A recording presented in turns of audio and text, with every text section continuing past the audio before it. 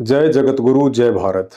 मेरे प्यारे मुसलमान भाई और बहनों, अपने ही धर्म की एक अनसुनी अटल सच्चाई को सुनकर चौंक मत जाना, जिसका खुलासा परमाणु के साथ आज इस वीडियो में होने जा रहा है। प्रिय दर्शकों, परम पूज्य संत रामपाल जी भगवान के चरणों की धूल मुझ मानव धर्मी पवन दास के वीडियो देखने से पहले अपनी आंखों से हिंदू मुस्लिम वाला शैतानी चश्मा उतार दिया करो, क्योंकि मैं सिर्फ एक ही धर्म को मानता हूं जो दुनिया का पहला धर्म है, जिसका नाम है आदि सनातन मानव धर्म। और इसी आदि सनातन मानव धर्म से 3200 वर्ष पहले हिंदू धर्म, बौद्ध धर्म, 2500 वर्ष पूर्व ईसाई धर्म, 1400 वर्ष पूर्व इस्लाम धर्म, 600 वर्ष पूर्व सिख धर्म और लगभग 550 वर्ष पूर्व जैन धर्म का निकास हुआ। और ये जितने भी नकली धर्म हैं, सब के सब पाखंड, आडंबर और मनमानी भक्ति साधना की कच्ची नींव पर टिके हुए हैं। इसलिए जब भी आप मेरे वीडियो देखें तो किसी धर्म, मजहब या जाति से जोड़कर ना देखें। ना ही मैं किसी धर्म, मजहब या जाति विशेष के लोगों को टारगेट करके वीडियो बनाता हूं।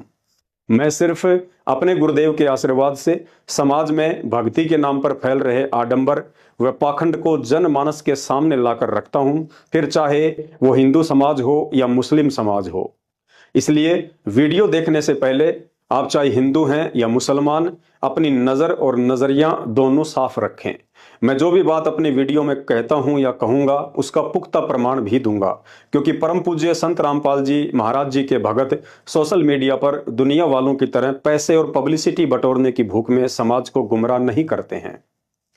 तो बात चल रही है उस पाखंड और आडंबर की, जिसे भेड़ चाल की तरह देखा देखी में मुसलमान समाज सदियों से फॉलो करता आ रहा है। जिस पाखंड का नाम है सुन्नत या खतना करवाना, मूछ कटवाना और सर पर टोपी पहनना, जबकि इसके पीछे की हकीकत से वर्तमान का कोई भी मुसलमान परिचित नहीं है कि इस्लाम धर्म में सुन्नत करवाने, मूछ कटवाने और टोपी पहनने की शुरुआत कब, क्यों और कैसे हुई थी। वह औरत कौन थी जिसने गुस्से में आकर सजा के तौर पर अपने नौकरों से हजरत मोहम्मद के लिंग का आगे का पूरा हिस्सा ही कटवा दिया था। जिस औरत ने बेइज्जत करने के लिए सामान्य व्यक्ति की तरह लंबी लंबी दाढ़ी मूछ रखने वाले हजरत मोहम्मद की मूछें कटवा दी थी।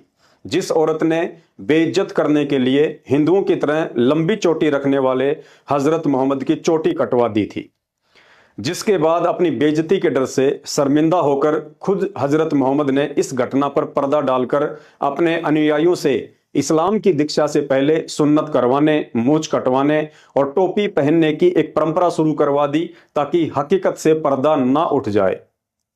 वरना हजरत आदम से लेकर हजरत मोहम्मद से पहले जितने भी रसूल, नबी, पैगंबर और मुसलमान इस्लाम धर्म में पैदा हुए हैं, एक का भी नाम बता दो जिसने सुन्नत करवाई हो, मूछ कटवाई हो या टोपी पहनकर नमाज अदा की हो।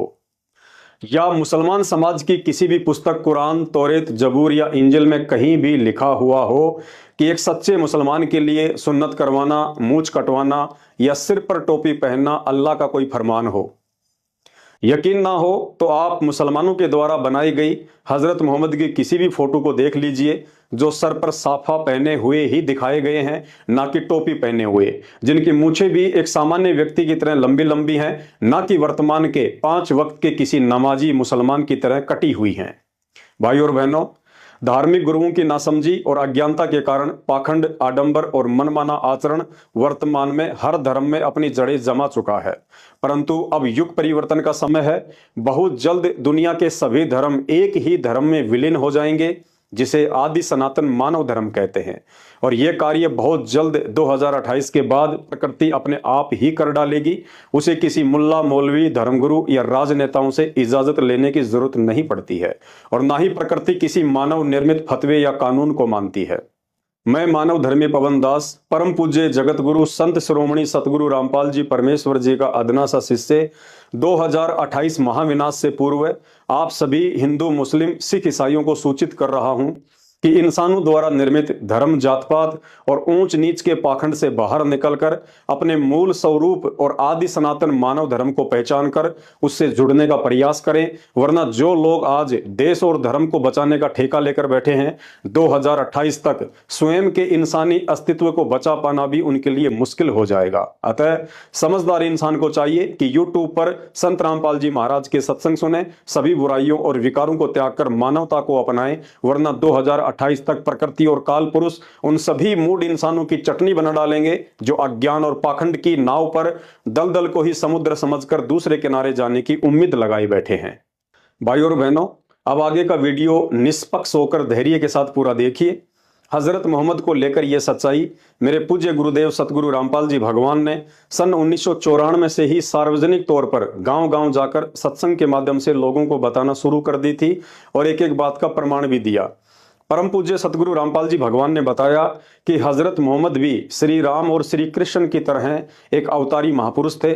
अवतार को इस्लाम में पैगंबर कहा जाता है। फर्क केवल इतना सा है कि श्री राम और श्री कृष्ण श्री विष्णु जी के अवतार थे, इसलिए वो विष्णु लोक से आए थे, जबकि हजरत मोहम्मद जी शंकर जी के गण थे, इसलिए 1400 वर्ष पूर्व शिव जी के द्वारा उन्हें अपने शिवलोक से भेजा गया था। मुसलमान सिर्फ इतना ही जानते हैं कि हजरत मोहम्मद की माता का नाम आमना और पिता का नाम अब्दुल्ला था, परंतु सच्चाई इसके बिल्कुल विपरीत है, जिसे स्वयं अल्लाह के अलावा धरती पर कोई दूसरा ना ही तो जान सकता है और ना ही बता सकता है। इसलिए स्वयं उस अल्लाह कबीर ने 300 वर्ष पूर्व सन 1717 में गांव छुडानी जिला झज्जर हरियाणा में आदरणीय गरीबदास जी महाराज के नाम से प्रकट होकर एक अमर ग्रंथ की रचना करवाई, जिसे सद ग्रंथ साहिब के नाम से जाना जाता है। इस अमर ग्रंथ में दुनिया से लेकर सृष्टि कैसे रची गई और कैसे संचालित हो रही है, कौन कर रहा है, जिस रहस्य को आज तक विज्ञान नहीं समझ पाई, उस रहस्य की भी इस अमर ग्रंथ में संपूर्ण जानकारी लिखी हुई है। आज से लाखों वर्ष पूर्व सतयुग, त्रेता युग व द्वापर युग में क्या क्या घटित हुआ और आगे कलयुग में लाखों वर्ष बाद क्या क्या घटित होगा, उसकी भी पूर्ण जानकारी इस अमर ग्रंथ में लिखी हुई है। इस अमर ग्रंथ में 24,000 वाणियां हैं, जो चारों वेदों के श्लोकों को मिलाकर भी कहीं ज्यादा हैं।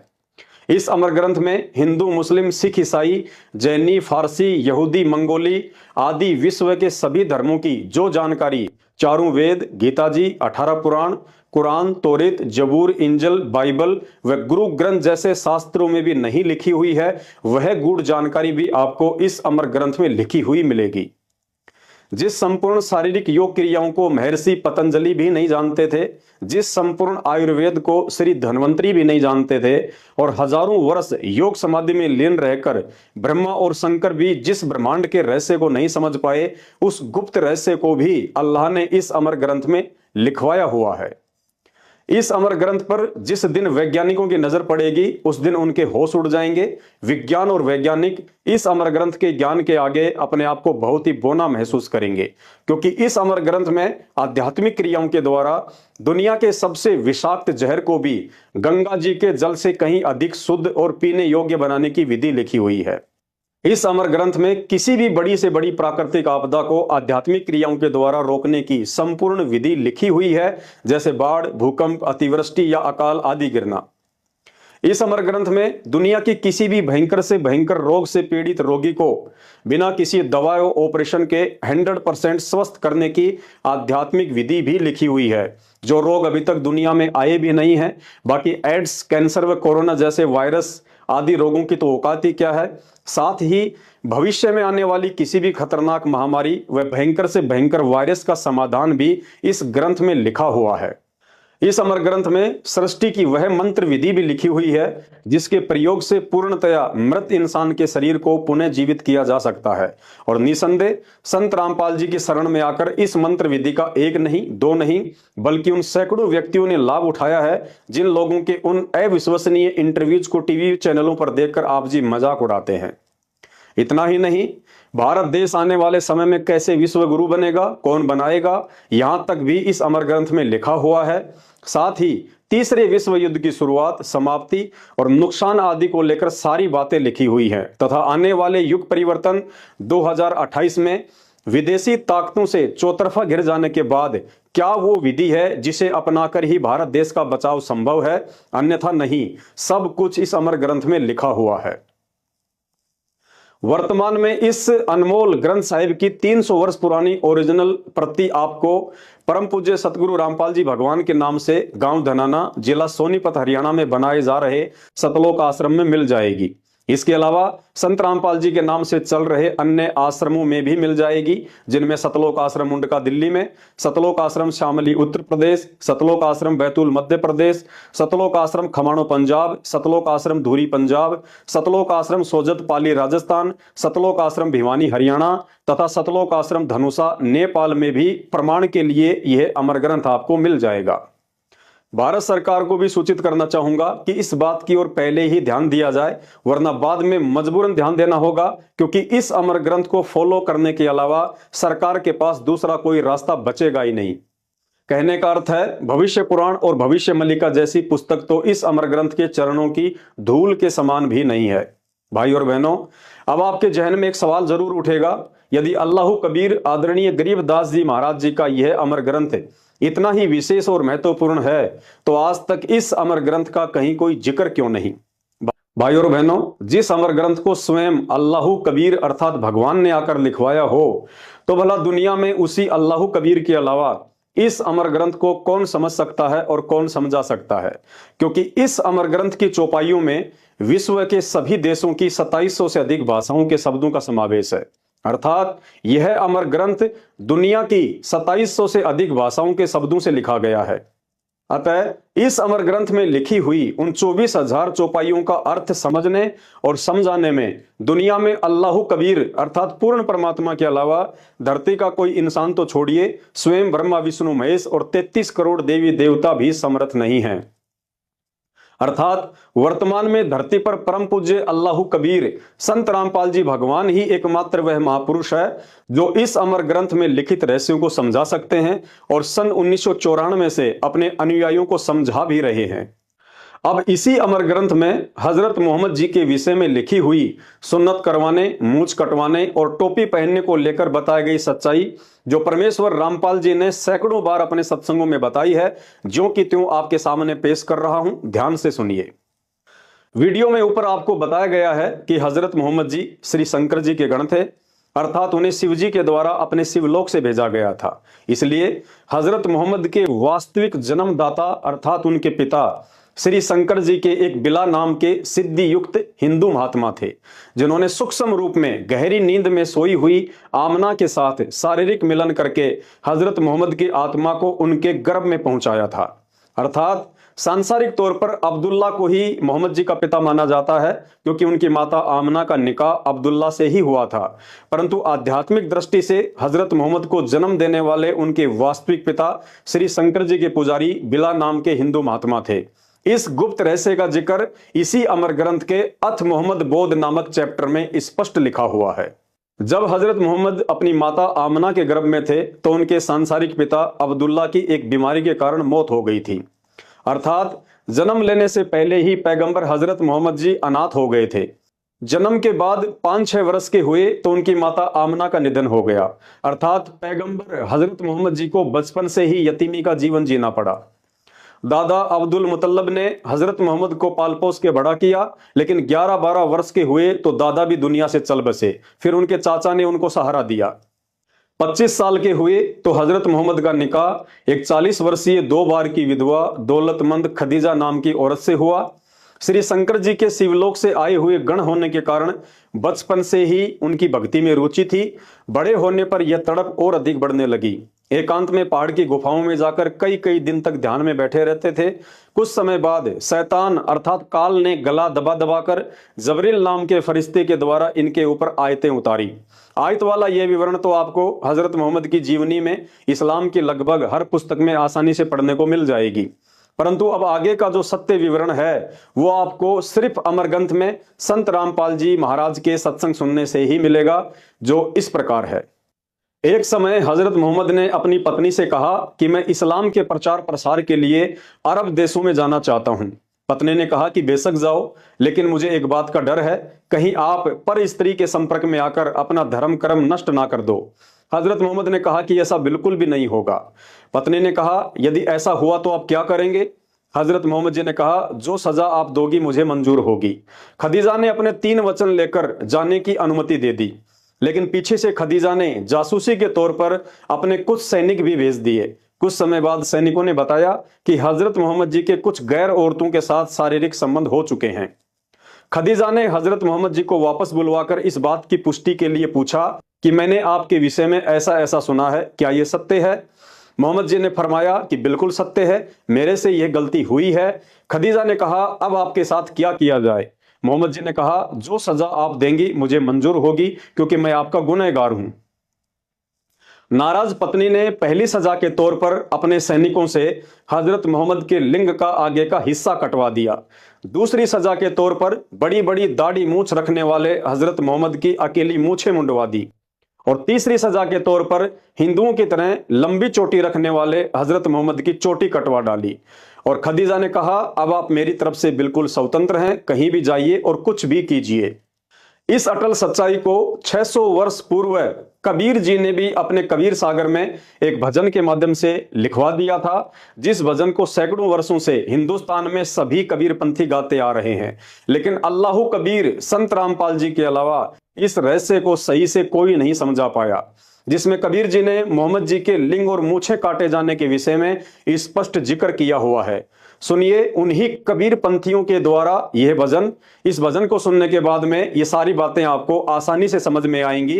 भजन है, मेरे साधो भाई मन सब जग भूलिया पाया, सब जगह भूलिया पाया हमने भाई संतो, सब जगह भूलिया पाया। इसी भूल में मोहम्मद भूले नारा मजहब बनाया, इसी भूल में मोहम्मद भूले नारा मजहब बनाया। पर तिरिया से प्रीत लगा के लिंगर मुझे कटाया हमने भाई संत, सब जगह भूलिया पाया रे हमने भाई सालो, सब जगह भूलिया पाया। मेरे साधो भाई मन सब जगह भूलिया पाया, इसी भूल में मोहम्मद भूला जिन नाराय मजहब बनाया, इसी भूल में मोहम्मद भूला जिन नाराय मजहब बनाया। पर तरिया सिंह फिरा भटकता लिंग और मूछ कटाया, मेरे साधो भाई सब जगह भूला पाया। भाई और बहनों, जिस समय यह घटना घटी उस समय तक हजरत मोहम्मद जी के काफी संख्या में इस्लाम को मानने वाले अनुयायी हो चुके थे। जब हजरत मोहम्मद अपने अनुयायियों के पास गए तो उन्होंने पैगंबर को ऐसे हालात में देखकर उनसे सवाल किया कि आपने मूछ और चोटी क्यों कटवा डाली? मोहम्मद जी ने अपनी बेइज्जती के डर से संपूर्ण घटनाक्रम को छुपाते हुए अपने अनुयायियों से कहा कि भाई देखो, अब इस्लाम के मानने वालों की संख्या तेजी से बढ़ती जा रही है, अतः इस्लाम को मानने वाले मेरे अनुयायियों की आज के बाद एक अलग ही पहचान होनी चाहिए। शिष्यों ने कहा, जी क्या पहचान होनी चाहिए? तो मोहम्मद जी ने कहा, आज के बाद इस्लाम की दीक्षा लेने वाले के लिए सुन्नत करवाना, मूछें साफ रखना और सिर पर टोपी पहनना अनिवार्य होगा। उसके बाद सभी शिष्यों ने उसी दिन से मोहम्मद जी के इस मनमुखी आदेश की पालना शुरू कर दी और वही मनमुखी आदेश आगे चलकर मुसलमान धर्म में सुन्नत करवाना, टोपी पहनना और मूछ कटवाना एक परंपरा बन गई जो अभी तक चल रहा है। मुसलमान भाइयों, वैसे तो किसी भी जीव की हत्या करने वाले, मांस खाने वाले और पकाने वाले इंसान की बुद्धि भ्रष्ट हो जाती है, दया, धर्म और इंसानियत भी नामात्र ही रह जाती है। फिर भी अगर जरा सी भी सोचने समझने की शक्ति शेष हो तो शांति से बैठकर कभी विचार करना। जिसे तुम अल्लाह का नबी कहते हो, जिसे दुनिया का सबसे पाक इंसान कहते हो, जिसने इस्लाम धर्म की नींव डाली थी, जिसने कभी शराब तक नहीं पी, जिसने कभी जीवन में मांस को छुआ तक नहीं, जिसके जैसी इबादत आज का मुसलमान सौपन में भी नहीं कर सकता, जिसे दुनिया अल्लाह के रसूल हजरत मोहम्मद के नाम से जानती है, पाक साफ रहकर भक्ति करते करते भी उस हजरत मोहम्मद की आंखों के सामने उनके तीनों बेटे अल कासिम, अब्दुल्ला और इब्राहिम की अकाल मौत हुई और 63 साल की उम्र में खुद हजरत मोहम्मद जी की बीमारी से तड़प तड़प कर अकाल मौत हुई। आप मुसलमान समाज के विद्वानों के द्वारा लिखी हुई यह पुस्तक जीवनी हजरत मोहम्मद सल्लल्लाहु अलैहि वसल्लम, जिसके लेखक मोहम्मद इनायतुल्लाह सुबानी, प्रकाशक हैं D307 दावत नगर, अबुल फजल एनक्लेव, जामिया नगर, नई दिल्ली। Mobile number 26981652। चश्मा लगाकर इस पुस्तक के पेज नंबर 324 से 328 तक पढ़ लेना। 1400 वर्ष पहले जब लोग 100 वर्ष से ऊपर का निरोगी जीवन जिया करते थे, उस समय मात्र 63 साल की उम्र में अल्लाह के नबी हजरत मोहम्मद की कैसे बुखार से तड़प तड़प कर मौत हुई थी। बाप की तकलीफ देखकर बेटी हजरत फातिमा भी रो रो कर अल्लाह से यही दुआ कर रही थी कि हाय मेरे बाप की बेचैनी, हाय मेरे बाप की बेचैनी। स्पष्ट लिखा हुआ है, पढ़ लेना। तो सोचिए, यदि आज के मुसलमान की तुलना हजरत मोहम्मद से की जाए तो आज का नमाजी मुसलमान जो सप्ताह में 7 दिन जीव हत्या करता है, मांस खाता है, शराब पीता है, बीड़ी सिगरेट गुटखा खाकर नशा करता है, तो सोचिए आज के ऐसे मुसलमान का अंत क्या होगा जिसका दीन धर्म सब भ्रष्ट हो चुका है। मुसलमान भाइयों, शैतान को ही अल्लाह समझकर शास्त्र विरुद्ध भक्ति करने वाले हजरत मोहम्मद को भी अल्लाह कबीर आकर मिला था, उन्हें ज्ञान भी समझाया था, अपना सतलोक भी दिखाया था, लेकिन शैतान द्वारा भेजे गए जिब्राइल फरिश्ते के डर से हजरत मोहम्मद ने अल्लाह कबीर की सत्य भक्ति को कुछ दिन करके छोड़ दिया और उसी शैतान की आधी अधूरी भक्ति पर स्वयं भी आजीवन लगा रहा और मुसलमान समाज को भी आरूढ़ करके चला गया। नतीजा आप सबके सामने इस पुस्तक में लिखा हुआ है कि जिसका अंत इतना दर्दनाक हुआ हो वो जन्नत में कहां गया होगा।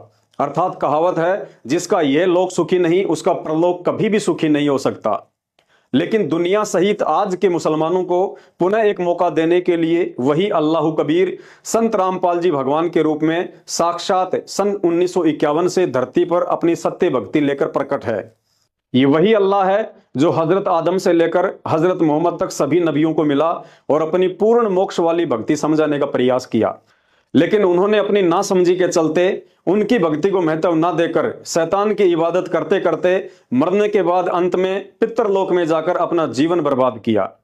इसी पुस्तक के पेज नंबर 169 पर स्पष्ट लिखा हुआ है कि जब जिब्रील हजरत मोहम्मद को ऊपर आकाश में लेकर गया तो हजरत मोहम्मद ने देखा कि इंसानों का बाप हजरत आदम नरक में कष्ट भोग रही अपनी बुरी संतानों को देखकर वहां बैठा बैठा रो रहा है। अर्थात मरने के बाद भी हजरत आदम सुखी नहीं।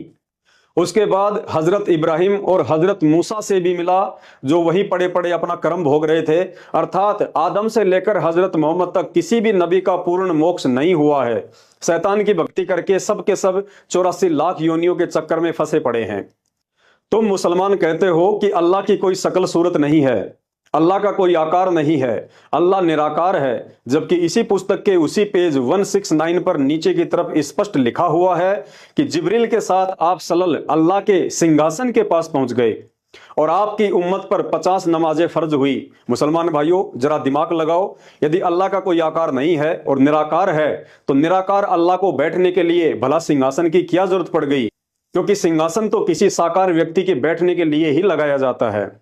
भाइयों और बहनों, जिसे तुम निराकार अल्लाह समझ रहे हो वो असल में शैतान है, जो वास्तव में इंसान जैसे ही शरीर वाला है, लेकिन वो अपने वास्तविक रूप में किसी के सामने नहीं आता है, क्योंकि उसे अल्लाह कबीर के द्वारा एक भयंकर श्राप लगा हुआ है, जिसकी पूरी जानकारी यूट्यूब पर आप जी संत रामपाल जी के मुख कमल से शास्त्र प्रमाणित सृष्टि रचना के वीडियो देखकर ही समझ सकते हैं। दूसरा धरती पर कोई रास्ता नहीं है।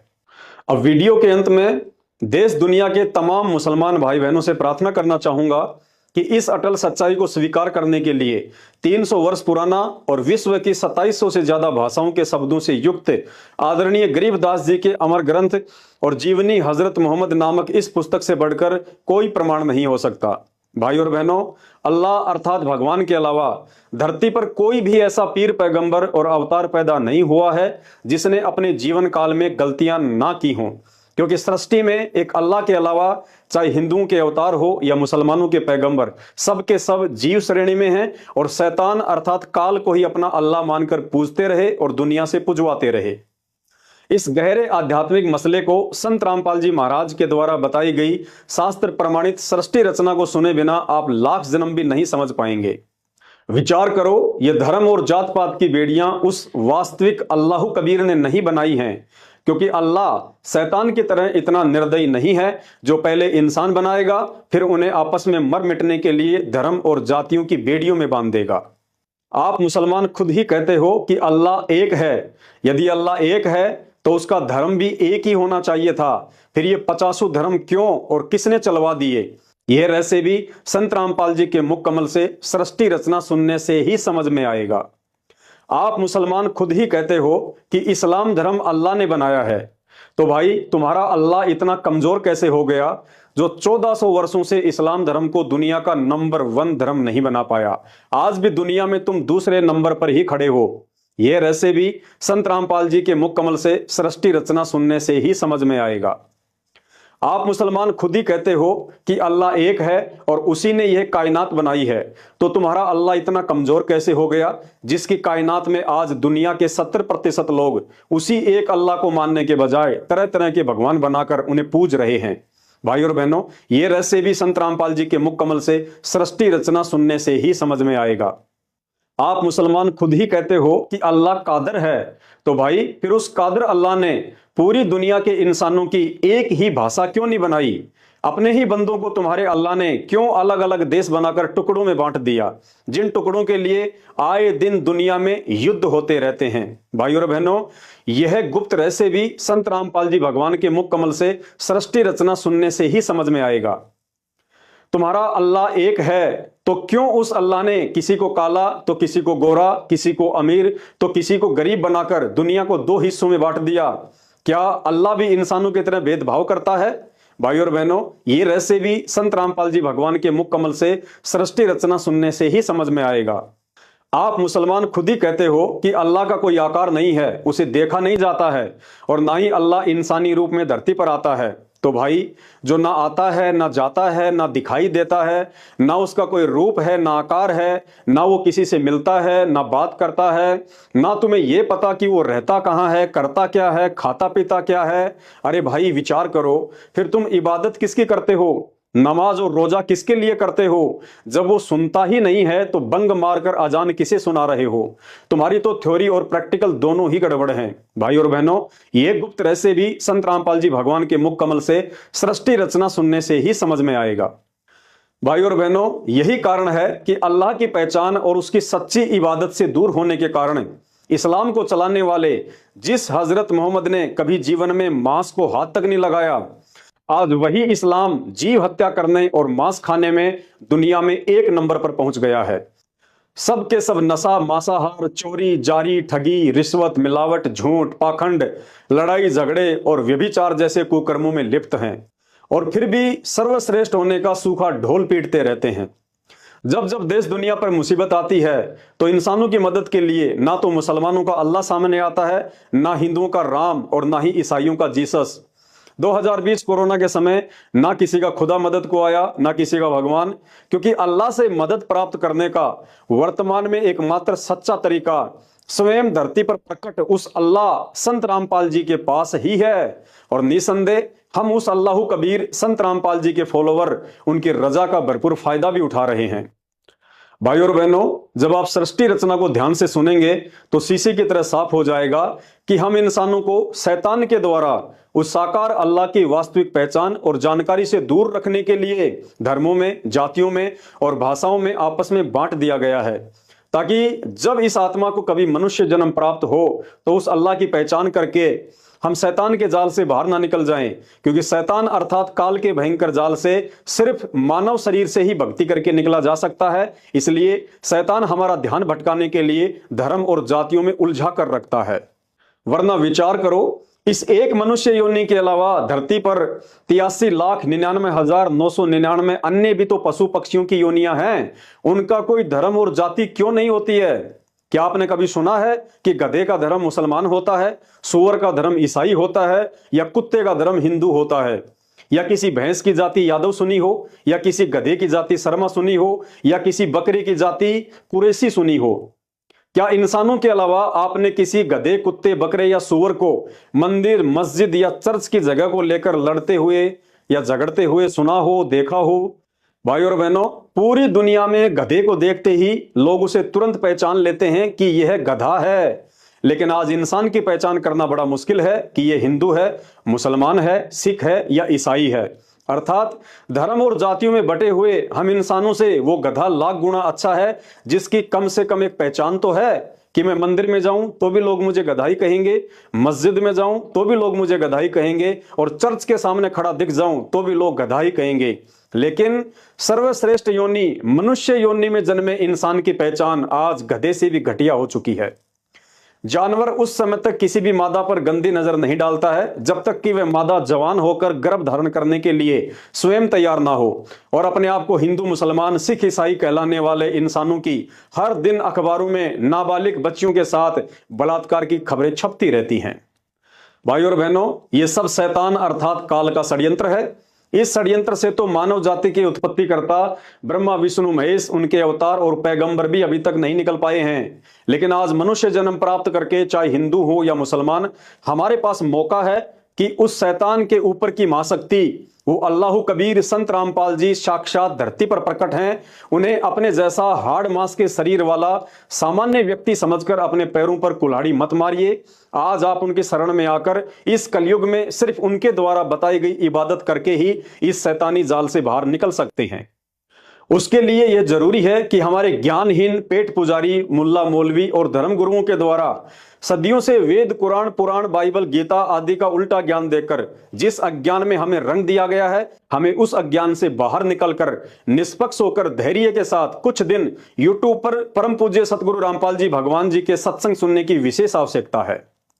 अन्यथा शैतान के जाल में फंसे रहकर इन धर्म शास्त्रों में वर्णित आदि अधूरी साधना करते करते अगले जन्मों में गधे, कुत्ते, सुअर बनकर महाकष्ट भोगने से ना हिंदू बच सकता है, ना मुसलमान, ना सिख और ना ईसाई। बाकी आपकी अपनी मर्जी है। समझदार को संकेत ही काफी है। यदि आप संत रामपाल जी भगवान को जेल में बैठा हुआ देखकर यह सोच रहे हैं कि जेल में बैठा हुआ इंसान अल्लाह कैसे हो सकता है, तो इसमें आपकी गलती नहीं है। क्योंकि जब जब इस धरती पर स्वयं अल्लाह आता है या अपने पैगंबर या अवतारों को भेजता है, तो उस समय भी लोगों की यही सोच होती है जो आज आपकी है। जब पैगंबर हजरत मोहम्मद जी आए तो उनके विरोधी उन्हें पत्थरों से मारते थे, गालियां निकालते थे, उनका मजाक उड़ाते थे। लेकिन उनके चले जाने के बाद आज उन्हें अल्लाह का दर्जा देकर पूज रहे हैं। लेकिन अब क्या फायदा? त्रेता युग में श्री रामचंद्र जी आए तो उनको भी किसी ने भगवान का अवतार नहीं माना। खुद की सौतेली मां ने उन्हें 14 वर्ष का वनवास करवा दिया। लंका का राजा रावण उनकी पत्नी को उठा ले गया। आदि आदि कष्ट उनको आम व्यक्ति समझकर लोगों ने उस समय दिए। लेकिन उनके चले जाने के बाद आज मंदिर बनाकर उनकी पूजा की जा रही है। लेकिन अब क्या फायदा? द्वापर युग में श्री कृष्ण जी आए, जन्म लेते ही मामा दुश्मन हो गया। कभी पूतना मारने जा रही है, कभी शिशुपाल झगड़ा कर रहा है, कभी जरासिंध, काल्यावन और चानोर जैसे दुष्ट व्यक्ति उन्हें दुखी कर रहे हैं। लेकिन उनके चले जाने के बाद आज उनके मंदिर बनाकर दुनिया उन्हें पूज रही है। लेकिन अब क्या फायदा? अतः प्रार्थना है, आज हम शिक्षित हैं, सारे इतिहास हमारे सामने हैं, इसलिए वर्तमान में संत रामपाल जी भगवान के रूप में धरती पर साक्षात प्रकट परमेश्वर को ना पहचान कर पहले वाले मूर्ख इंसानों की तरह मूर्खता करने से बचें। इन सभी मानव निर्मित धर्मों से दूर रखकर समाज हित में इस वीडियो को ज्यादा से ज्यादा शेयर करें। बंदी छोड़ सतगुरु रामपाल जी भगवान की जय हो।